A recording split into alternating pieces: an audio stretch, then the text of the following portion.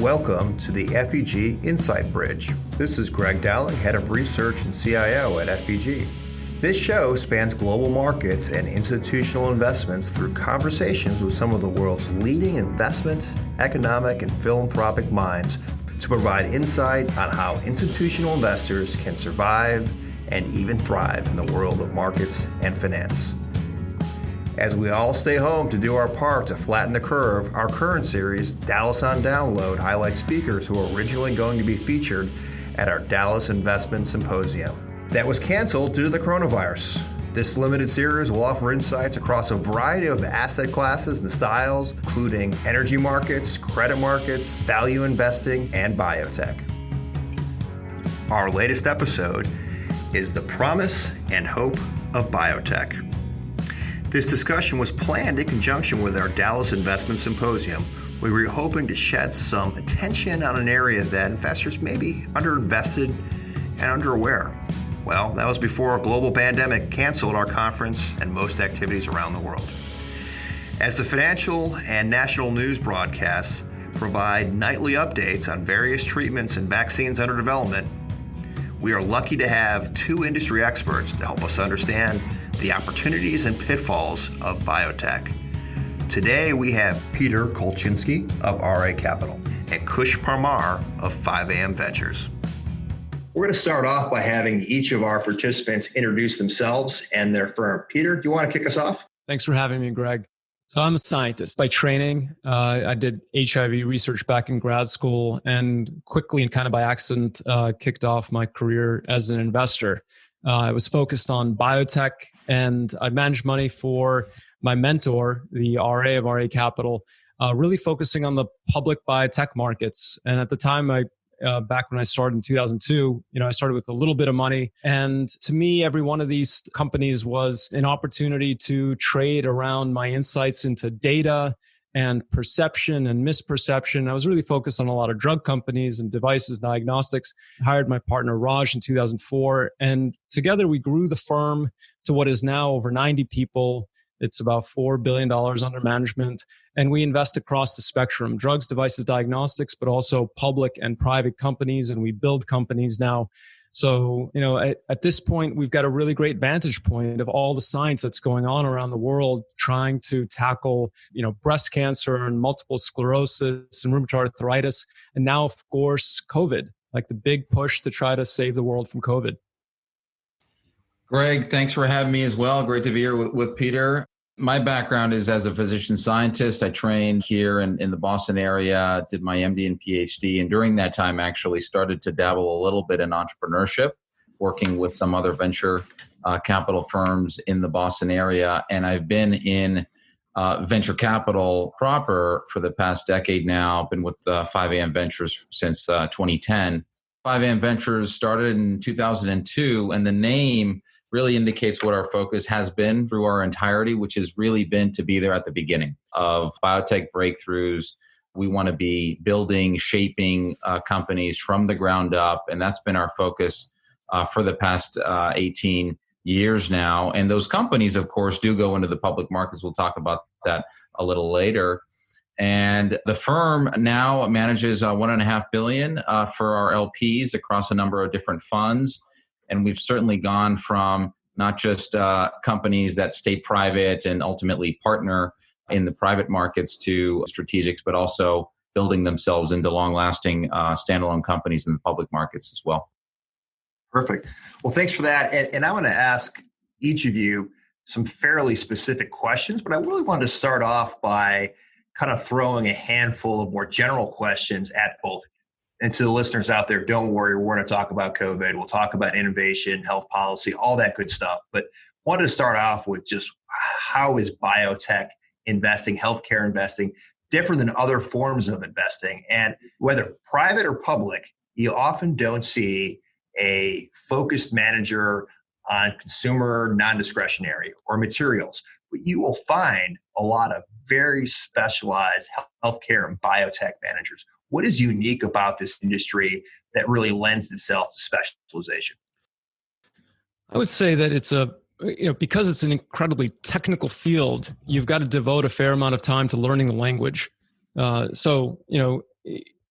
the trouble, I think, with a lot of other sectors that maybe also require deep technical expertise would be that there aren't enough companies in them to sustain a team and a fund, or at least not an industry of funds.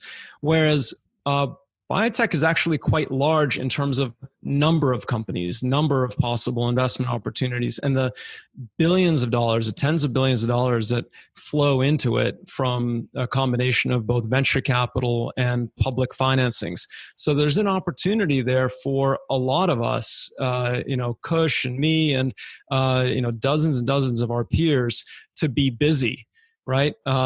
Trying to identify the best of these companies. If you were to specialize in material science, and that is its own world, how many startups are there in material science? How many of them go public? I mean, a lot of these fields, they tend to be, a game of kings, like ag biotech. It's a game of kings. There's a handful of major acquirers like Bayer and Monsanto, and if you don't get acquired by one of them, it's really difficult to make it, from being a small company to a big one. The public markets aren't there to fund ag biotech.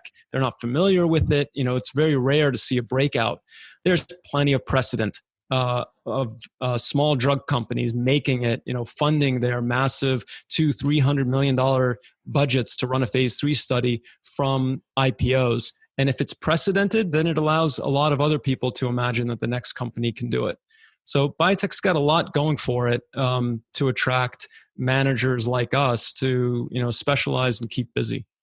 And I would just add to Peter's comments, certainly on the public side, the nature of the companies today that are public, they look a lot different relative to other kinds of sectors and the companies in those sectors that go public. Those can be established businesses showing revenue and traction. You can model those things pretty well without a lot of huge unknowns. There are other kinds of risks, of course, with those businesses.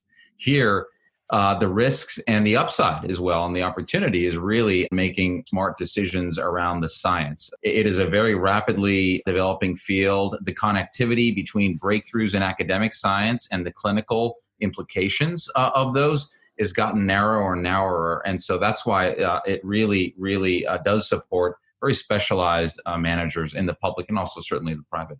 Hey, Kush, staying with you, how has the ecosystem evolved over the last 10 years or so, especially between big pharma and biotech?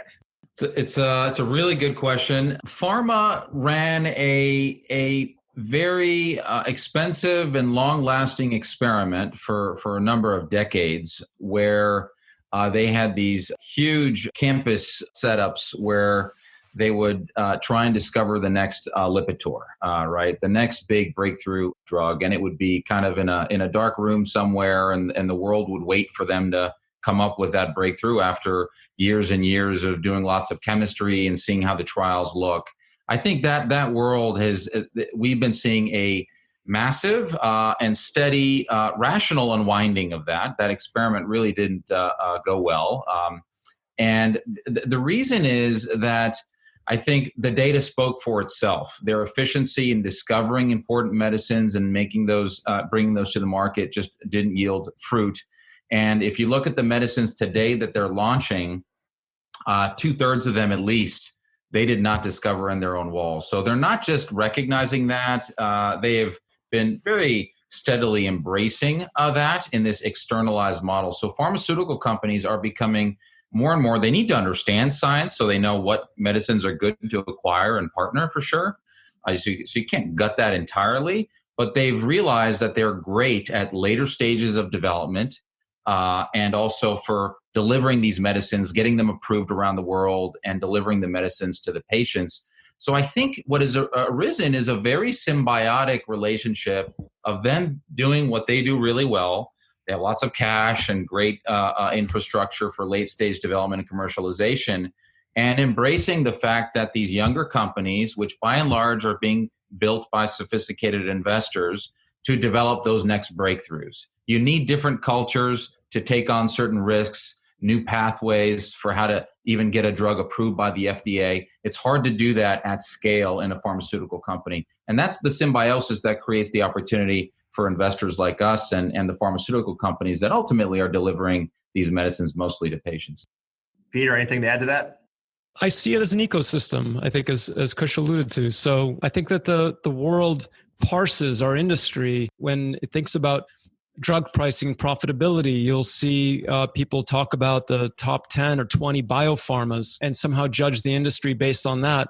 But if you really take a step back and you see that any one company is really part of a single whole, and that, the cumulative revenues, the $271 billion that America pays for branded drugs, or did in 2018, together with global revenues, they all feed into this one organism, which has a massive budget for R&D that takes two forms, employing people within companies, but also when a pharma company acquires a small biotech company, that's its R&D budget. Essentially, you've just bought out, a particular program, and the excess that you paid for that goes into my portfolio. As an investor, I'm rewarded for that acquisition, but it goes to offset the tremendous losses on all the companies that don't get bought out and that have failures.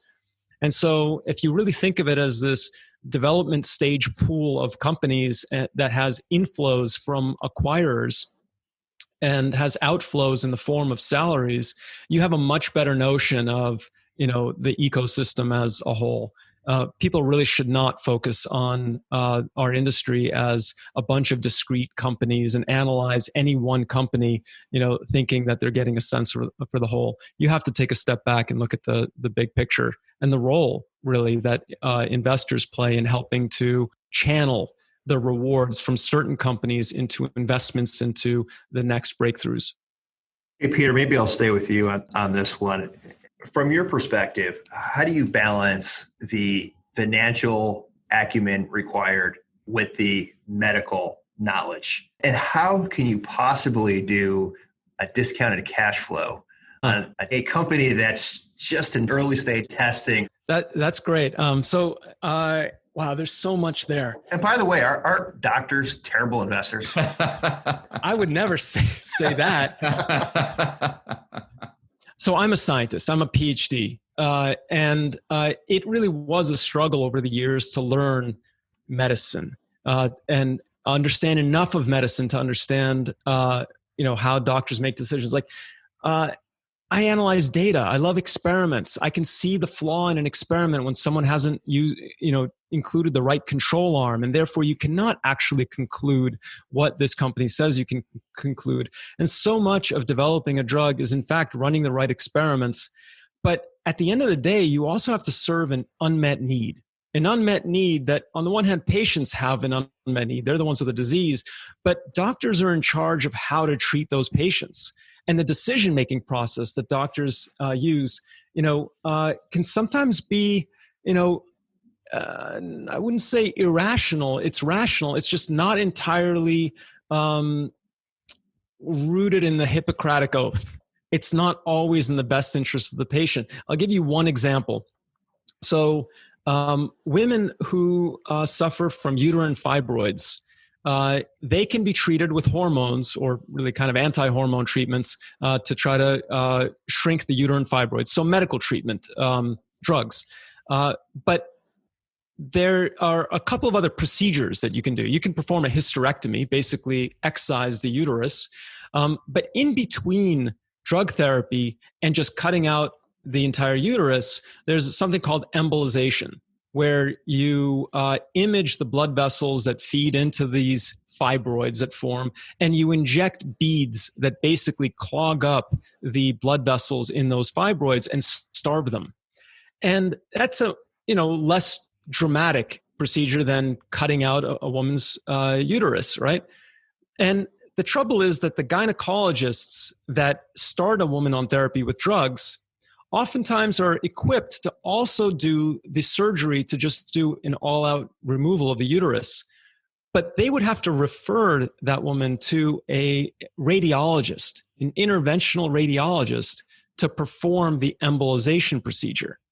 And I remember learning years ago how it was a real struggle for the companies developing embolization, that in your pure paper-based, market research, you would conclude that all the women that get hysterectomies ought to first prefer trying to go through embolization so that they can, preserve an organ, right? And avoid major surgery. And yet, for some reason, the numbers weren't there. Embolization was not being done. Why not? Because doctors don't like to refer a patient out to another doctor for a different procedure if they can just take care of it themselves, is how they see it. And it was such an eye-opener for me early on to realize that I have to learn essentially the freakonomics of medicine, right? And the way that doctors will talk themselves into what they believe is in the best interest of the patient. They'll say, well, embolization, it can really be painful and it's really not a cure-all. Trust me, like this is better. And so they don't really feel like they're violating their duty. And yet from the outside, based on the data, I would think that there should be more embolization than there is. And I've since seen this. I'm now, considered a somewhat grizzled investor, got gray hair on my chin. But when you see newbies entering this space, you'll oftentimes see them making the same mistakes that I made, that they'll think that a certain therapy is logical, it's rational, it ought to get used.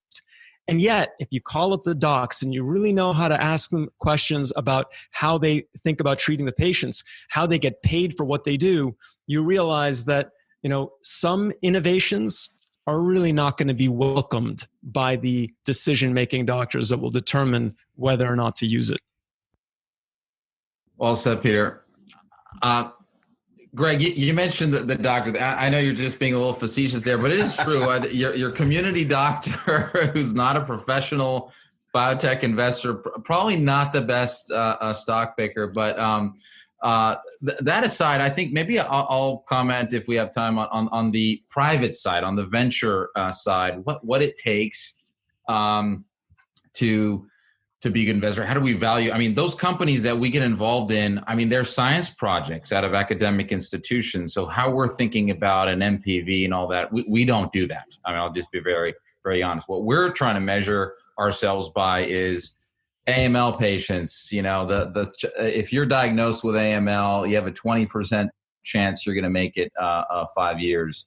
Can we make that much, much, much higher? That's sort of the question we're trying to address, because there's so many unknowns between starting and making that impact that you need to feel great that you're making a dramatic impact in patient life. And yes, we have to believe that investors and others and physicians, patients, of course, will value that. Unfortunately, there's certain areas, we can't be so naive to think that anything gets rewarded, to Peter's point. Certain areas that I would love to make an impact on, multi-drug resistance in infectious diseases right now. It's a horrible, horrible problem. I think society has failed us currently in not necessarily in how we can efficiently develop them, but rewarding those the solutions that those provide. And we've made investments here, haven't done that well as investors, I have to say, even though we feel very proud of being part of those and delivering important medicine. So that something has to give there. So we can't be totally immune to or ignoring that reality. I have to say, as an early stage investor in life sciences, what does it take? Of course, Peter's teams are really, really thoughtful, and you have to be right on top of the science, not just now. We need to be thinking, not just over the next 6 to 12 months, we need to be thinking further out, especially at the entry point we come into. We're not buying and selling stocks, right? If we're in something, we're in it now for the next 5-7 years. So that's the trajectory and the viewpoint we need to have, number one, which is not easy because science and medicine is moving rapidly. The second thing is we have to be entrepreneurial. These companies are built by us. We have to be bringing in a lot of passion into these companies, recruiting great management teams. The ability to be a magnet for superb talent is important for success. It's not just being right. So we can't just be good analysts. We have to be great builders at the same time. And that does involve a bit of emotion. The classical notion of, you have to be totally, take out all your emotion out of it. To be honest, in those early stages and getting these companies to lift off and to critical mass, it does take a bit of passion and emotion. So to your question about NPV models, the I teach a course that we invite sort of students and some people that are early in their career into to learn about the business of biotech. And we actually put up an NPV model of an early stage project, and we tweak the variables just a little bit, a little here, a little there, and we show them how you can get to any price you want, right? It's a Ouija board. So if you badly want to invest in an early stage company, that's trading at $200 million or as a private valuation of $50 million or whatever, you can make the math work. So you really have to be honest with yourself. Do you badly want to invest? If so, fine, invest, but don't pretend that the NPV model is the one that justify the investment. More likely, what you're basing it on are comparables. If you see that there's a gene therapy company like Avexis that was just acquired for $9 billion that addresses a patient population of ballpark 10,000 patients, and it's profoundly effective, then the next company that comes along that also can make a reasonable case that it has a profoundly effective gene therapy, but for 5,000 patients, you can roughly say, well, that would be worth maybe $4.5 billion. Right? That's how you do the math. And later, if someone on your team insists on seeing an NPV model, don't worry, you'll be able to whip one up that gets them to whatever number they need to see. I love it. That's good. Hey, Kush, I wanted to ask you on the private side, being earlier stage, on the public side, I can go to FactSet or Bloomberg and run a screen of every public biotech company. Where do you find a small private company to invest in? Where are your areas where you source ideas? It's a great question, Greg. And Peter does a lot of this and his team as well on the earlier private side as well. I'd say the spectrum of opportunities that are an entry point for 5am range from companies that are already existing, where there's a management team, they're raising their first Series A, their first sort of larger sum of private money to get going, or others where there's a couple of young scientists spinning out of a lab. They're raising a small seed round, right? They're not really the go forward senior management team. And the other third, I guess, for us are really companies where we're co-founding them. So there isn't even a company or a team in place or a business plan. Okay, so the sourcing of those things is obviously different. First things first, of course, we get hundreds and hundreds of opportunities just because of who we are, and we're known to be building companies and focusing on early stage. So just by that, a lot of institutions, relationships we built over 18 years just doing that, it has built a pretty deep network through entrepreneurs and other investors and academic institutions as well here and also Europe as well. But I'd say we do a lot of proactive research, maybe a little different from Peter's incredible maps.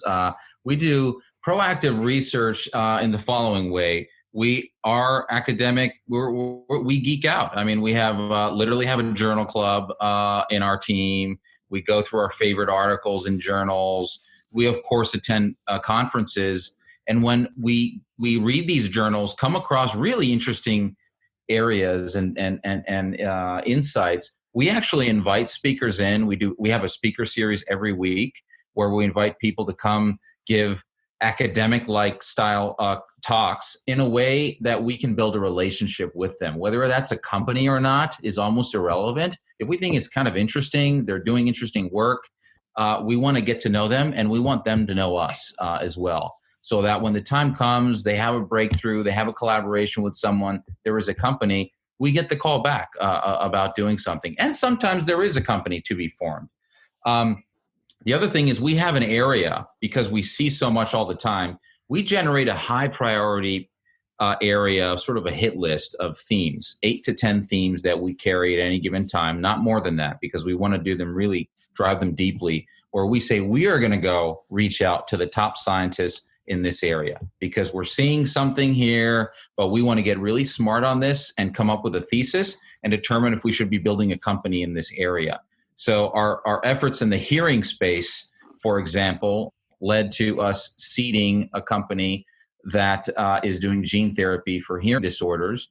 The way we came across that was talking to lots of academics for about 9 months to a year who were doing great science in hearing disorders. And we got to meet certain people who had data that wasn't even published. And we went under CDA with them as a result. They came in the speaker series, shared some unpublished data, which wasn't published till 2 years later.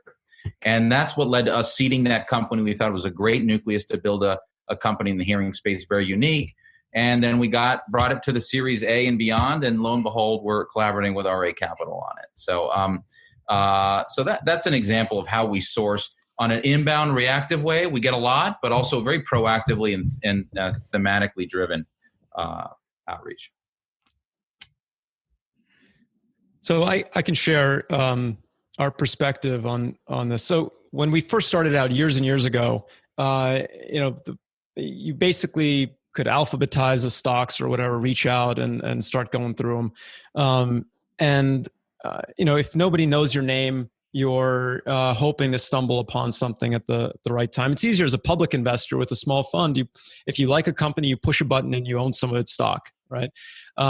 Later, as we broke into private investing, we discovered that the fact that we were a well-known public fund made it appealing for companies to see that we were interested in them as private companies, and the possibility that we might invest in their private round and therefore telegraph to the broader public markets that one of their own peers, has done work and, considered this company to be high quality, that badge was really useful.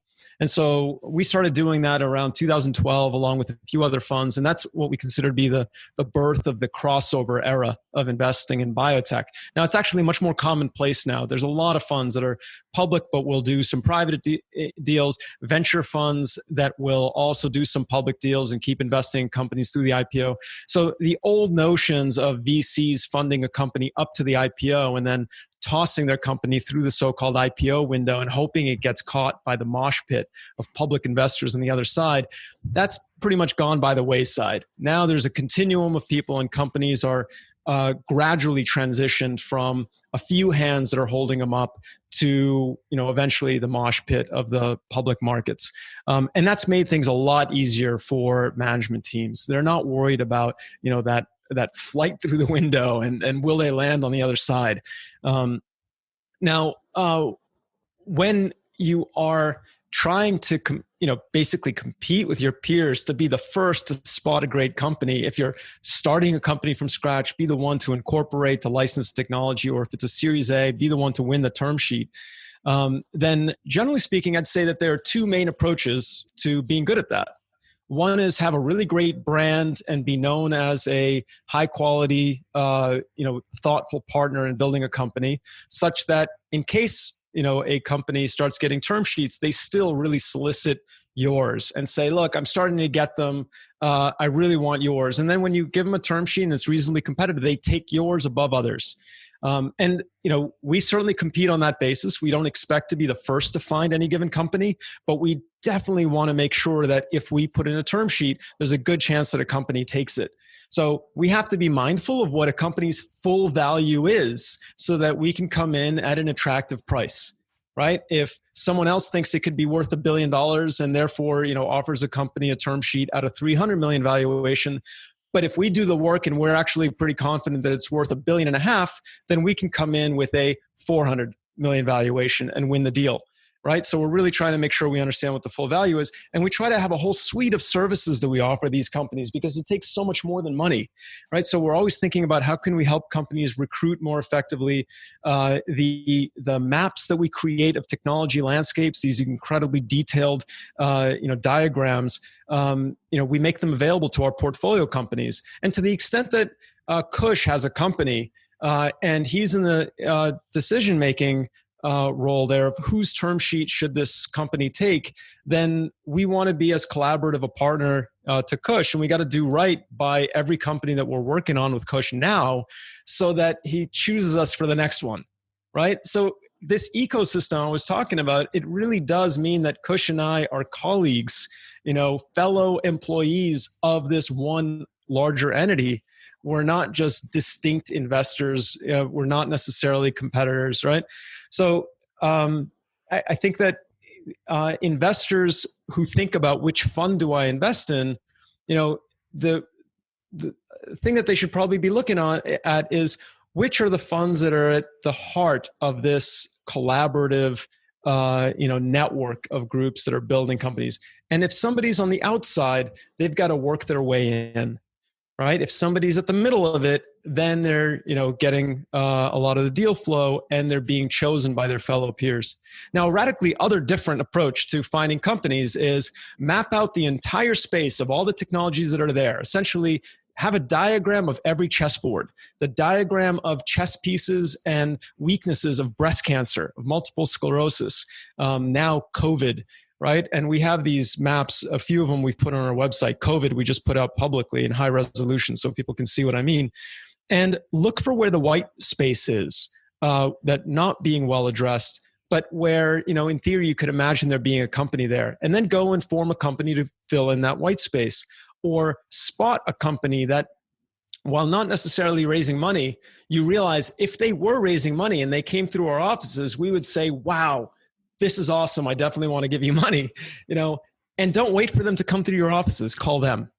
And we've done that before. And companies were like, we're not even raising money. How do you even know about us? It's like, well, whether it's based on patents or, paper or something, but we knew about you. And look, you may look small and insignificant. You may think that you're, hard to notice.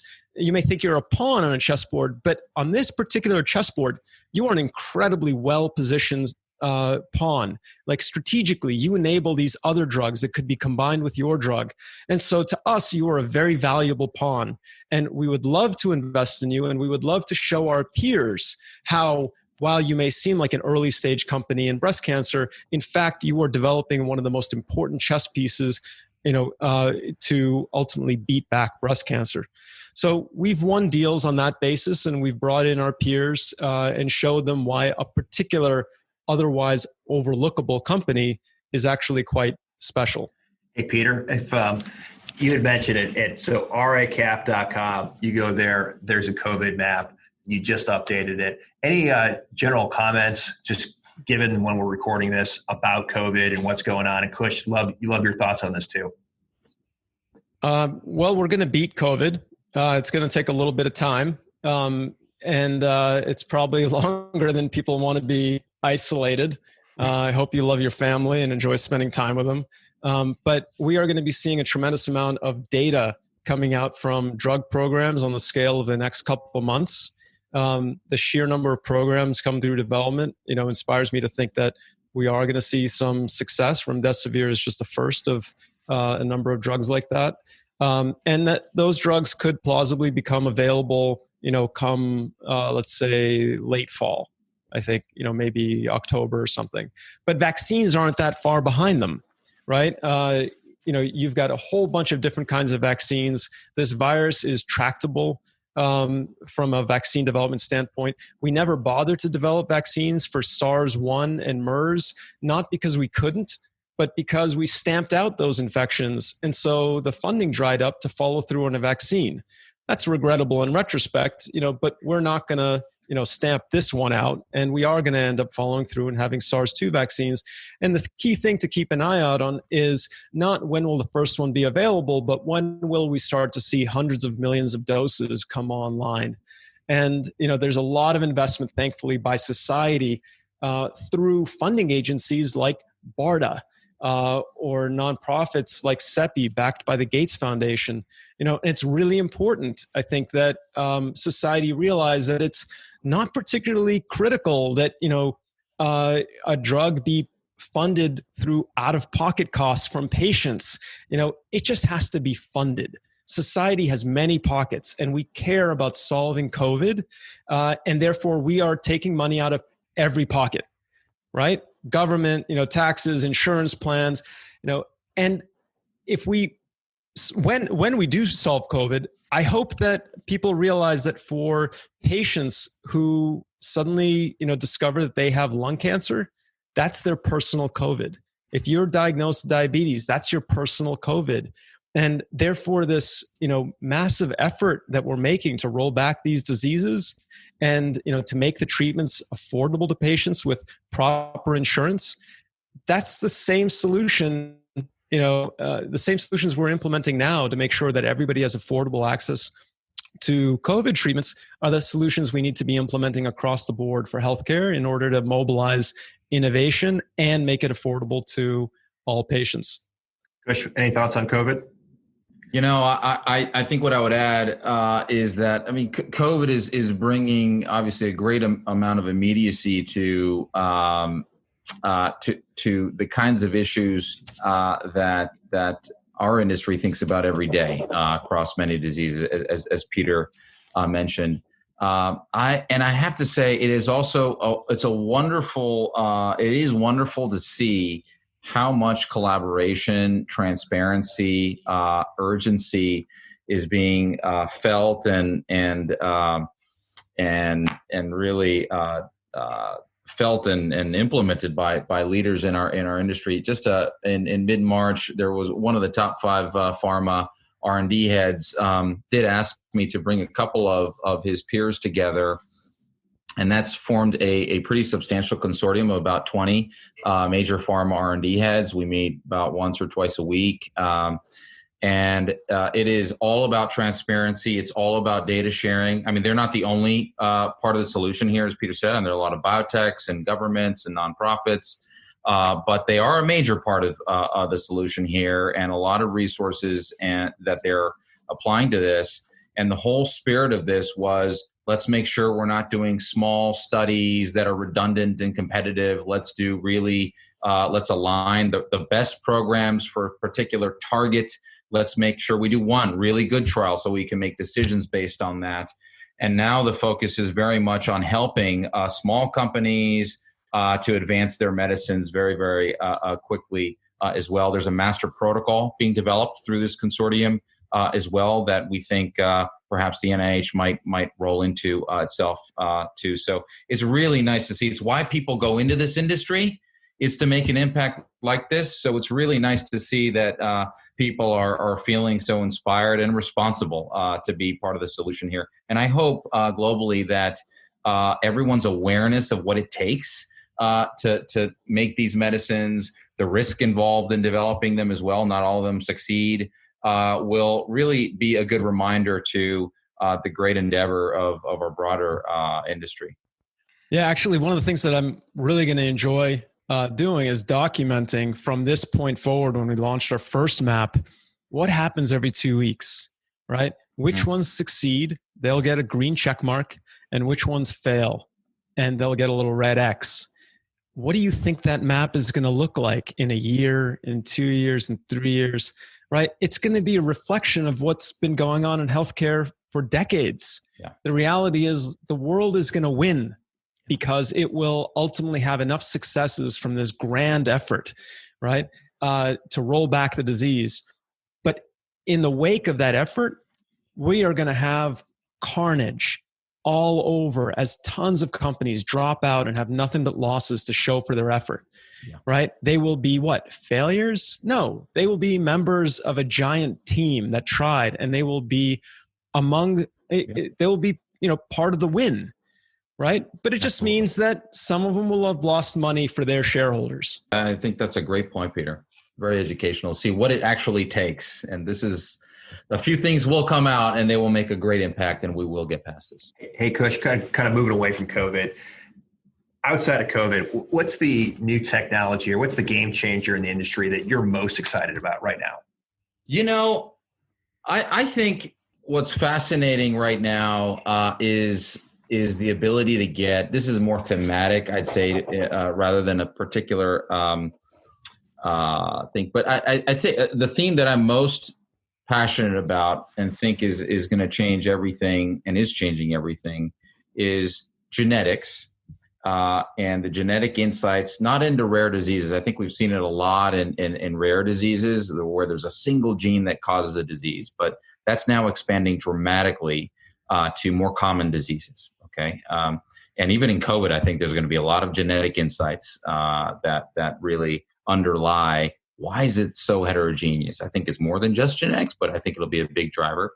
So the genetic toolkit that gets us to the root cause as a way to hit that lever to modify disease for the better in a patient not just going from rare to more common diseases, or breaking down common diseases into many rare diseases.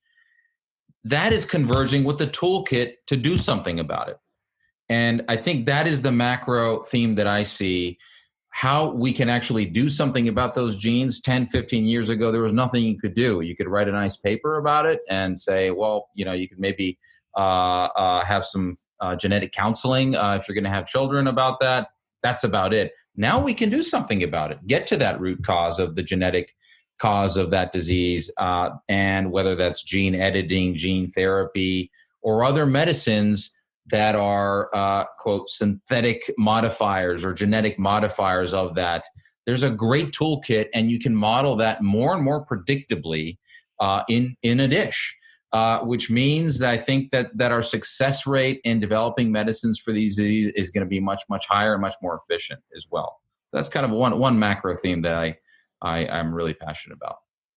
So I can complement that with a call out to technologies that improve the adherence to a given therapy. So if the first gen treatments were drugs that you had to take twice a day or inject once a day, then there are now, we've had a long history of this, but increasingly we're seeing drugs that are more considerate to what it takes for a patient to stick with therapy.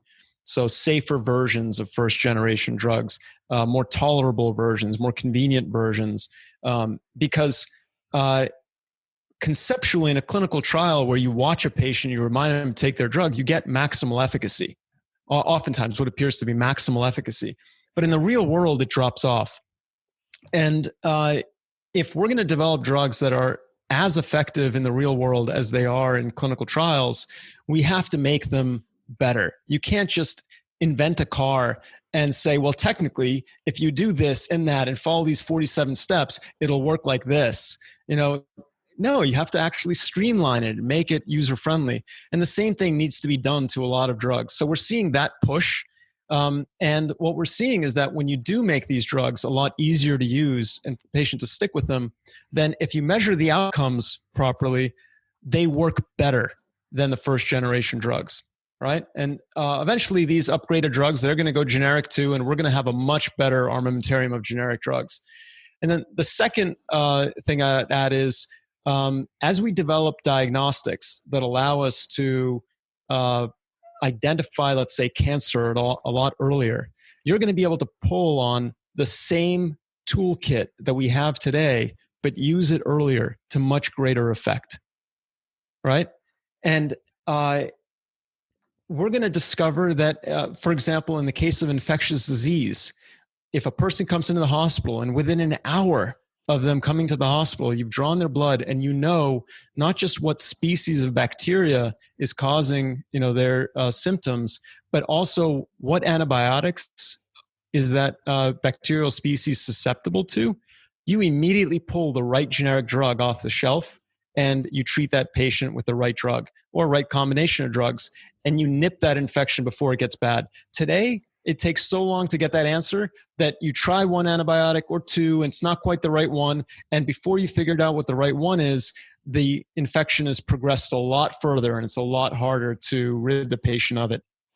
So We're going to get so much more from our existing drugs when we can diagnose people more effectively.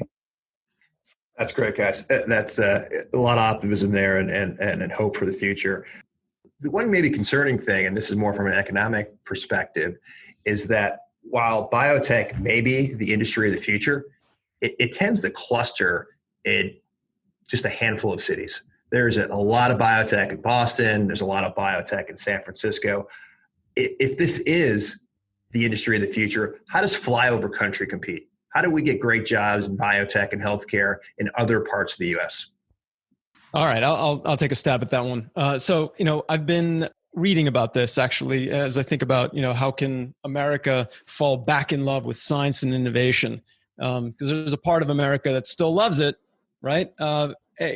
Everybody who celebrates Elon Musk, they've got the spirit, and then you've got a lot of people that are conflicted. To them, every new drug is, oh no, that's a new cost. And I think that in the boom that we had after World War II, it was spread a lot more across the country. Places like Los Alamos, arguably in the middle of nowhere, became these innovative boom towns, and still are. It's got a high per capita, income right now. A lot of PhDs in places like that. And biotech, has been clustered around these historic regions of academic excellence combined with where pharma has focused money. It's sort of self-reinforcing. And even though there have been efforts, Idaho has tried to nurture a biotech cluster, you never get the critical mass in these regions to really kick it off. And I think that it would be quite difficult for the industry to choose to create a cluster somewhere. Maybe a pharma, if it said, we're just going to shift. If Pfizer said, we're going to dump $5 billion over the next, 10 years in some, region of Utah or Idaho or something like that, around some universities, it could conceivably make it happen. You move enough people there, and now, especially with video conferencing, you may find investors will just video in and meet with those companies. I mean, it's not like I can meet them in person anyway. So it might work. But I also think that this is something that the government can do.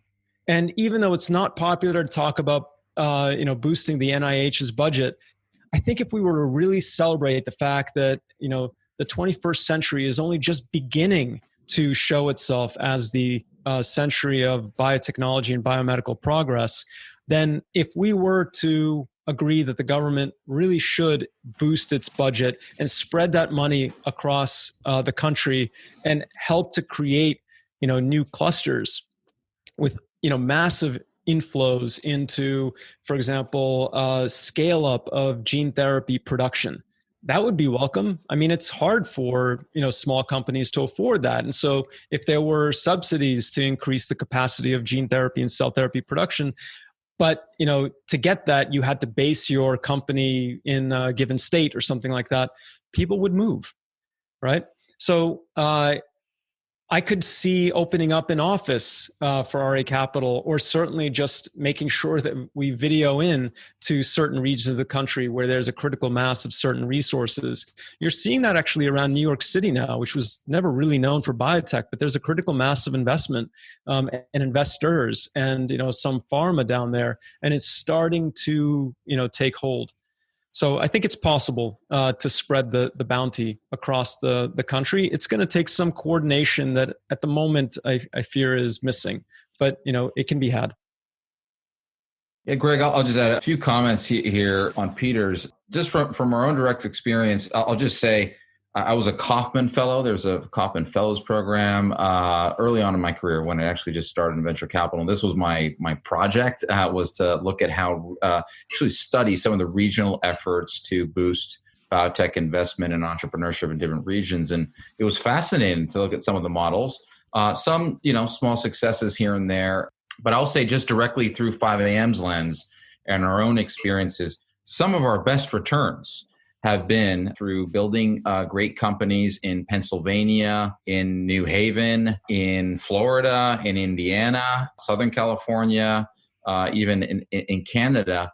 And I have to say that some of the things I recognized in building some companies in these kinds of areas is the pharma talent base. So, I mean, to Peter's point, you're right. If Pfizer were to spend $500 million, they already have in Michigan, for example, or GSK, I believe, in the RTP area in North Carolina. That experiment has been done, and there's a tremendous wealth of expertise that's there.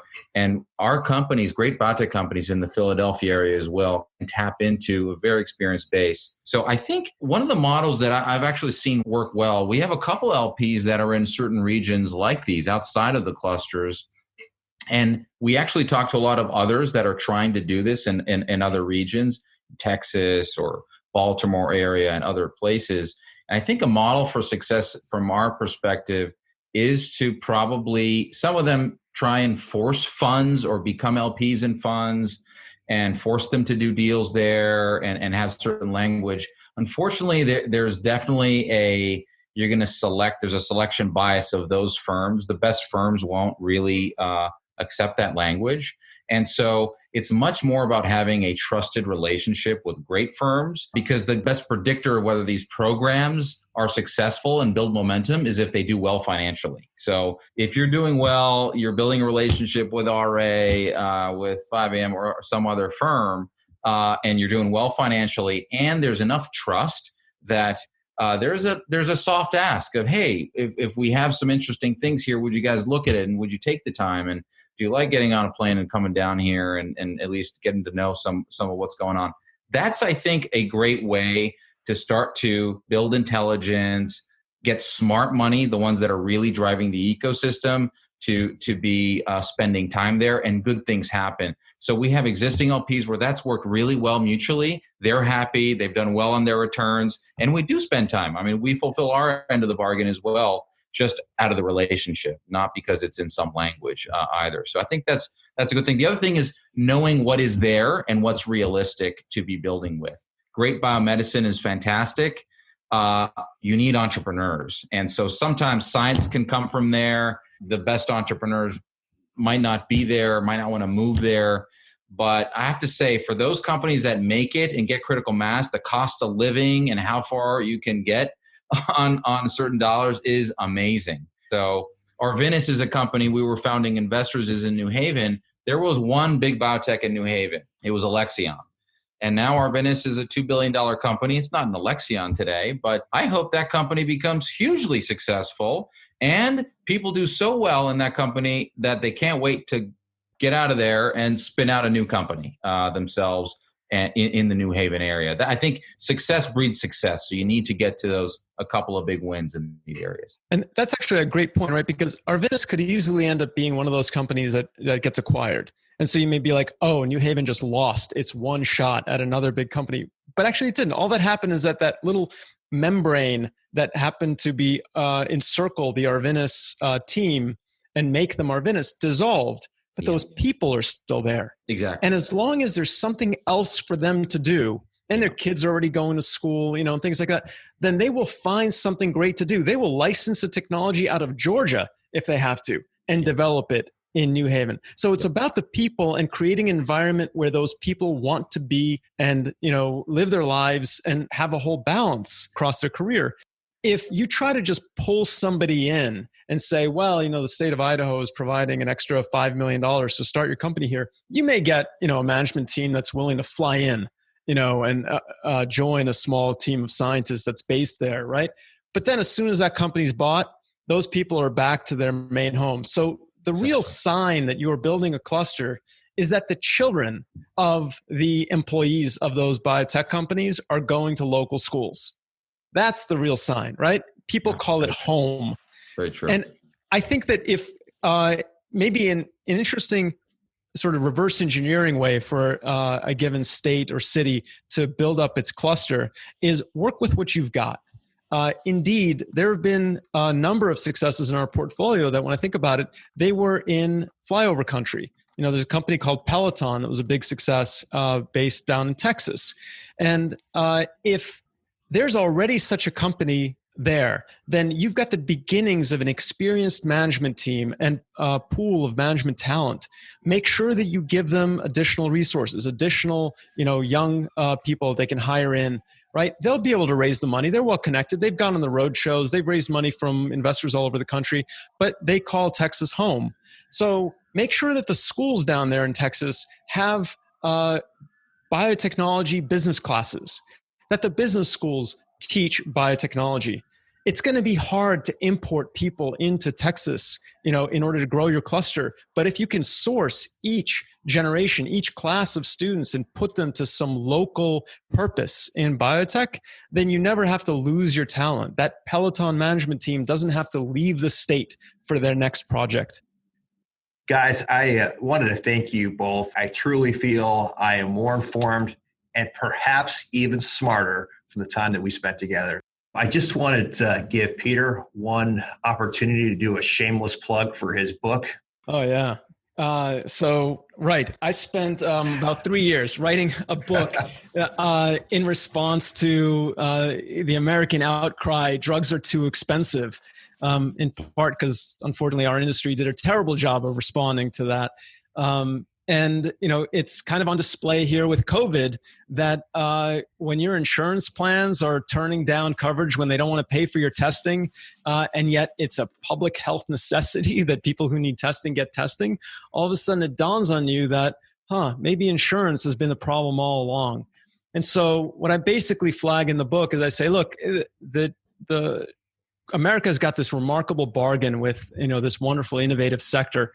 Biotech companies make drugs that solve problems, and those drugs go generic and they take care of their own costs. But it is the role of insurance to make all those drugs, whether they're branded or generic, affordable to patients. And so we need insurance reforms that lower out-of-pocket costs for patients, and we need to extend insurance to everybody. And then we need to make sure that the biotech industry and the pharma industry continue to make drugs that will go generic. And unfortunately, increasingly, we're seeing drugs that are very difficult to genericize. They're uncopyable. And so there are going to need to be some new regulations put in place that after a drug's initial patents have expired, essentially the price is regulated down as if it had gone generic. So these are a couple of novel reforms, but they are very different from the reforms that Congress is talking about. And that's what the real impetus for the book was. Like, we should not be bandying about ideas of price controls. That is not the solution for making drugs affordable to patients. You have to reform insurance. That will make drugs affordable to patients. And then you have to make sure that drugs go generic without undue delay. And that will keep all of these innovators continuing to hustle, thinking about how do I replace lost revenue by inventing the next great thing. And that's available on Amazon, Peter? Yeah, like everything. I told Peter I bought the book as well. Unfortunately, during the lockdown, it took like 4 weeks to get to me. Apparently, it's not an essential item, but it is good. So go out and read it. And it's certainly probably going to come up a lot here as we get into the election season, all about drug pricing. So big FEG, thank you for your time and for your comments. Thanks for having us, Greg. My pleasure. Great to be with both of you. If you are interested in more information on the topic, please go to our website where we will have a list of relevant FEG publications. And don't forget to subscribe to our event communications at www.feg.com/subscribe so you don't miss the next episode. Please keep in mind that this information is intended to be general education that needs to be framed within the unique risk and return objectives of each client. Therefore, nobody should consider these FEG recommendations. This podcast was prepared by FEG. Neither the information nor any opinion expressed in this podcast constitutes an offer or an invitation to make an offer to buy or sell any securities. The views or opinions expressed by guest speakers are solely their own and do not necessarily represent the views or opinions of FEG.